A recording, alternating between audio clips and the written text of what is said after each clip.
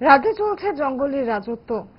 এখানে নেই কোনো আইনের অনুশাসন, অভিযোগ করলেন বাম বিধায়ক নির্মল বিশ্বাস। কমলপুরের ছোট সুরমার চাঞ্চল্যকর আশিস দাসের নৃশংস খুন কাণ্ডের ঘটনায় আজ ফের একই অভিযোগ শোনা গেল বাম বিধায়কের গলায়।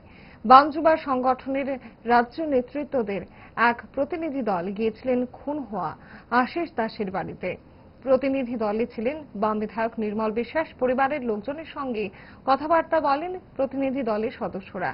পরিজনদের সঙ্গে সমবেদনা ভাগ করে নেওয়ার পাশাপাশি এই খুনকাণ্ডে যুক্ত অপরাধীদের দ্রুত গ্রেপ্তার ও শাস্তির দাবি জানানো হয়েছে। পুলিশের ভূমিকায় ক্ষোভ উগরে দিয়ে বাম বিধায়কের কি অভিযোগ শোনাবো।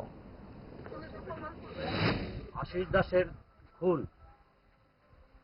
গোটা রাজ্যের মানুষকে একবারে আঙ্গুল দিয়ে দেখিয়ে দিয়েছে যে গোটা রাজ্যে চলছে একটা পরিবারের সম্পত্তি হাতিয়ে নেওয়ার জন্য এখন পর্যন্ত তিনটা মার্ডার, এবং অপরাধীরা কতটুকু প্রভাবশালী হলে পরে এই ধরনের ঘটনা ঘটতে পারে এটা আজকের ত্রিপুরাতেই সম্ভব।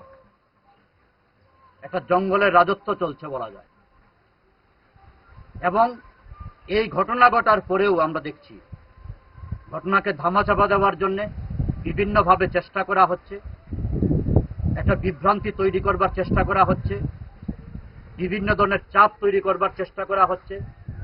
আমরা এটাই দাবি জানাচ্ছি প্রশাসনের কাছে যে গোটা ঘটনার সুষ্ঠু তদন্ত হোক, অপরাধীদের খুঁজে বের করা হোক, তাদের শাস্তির ব্যবস্থা করা হোক।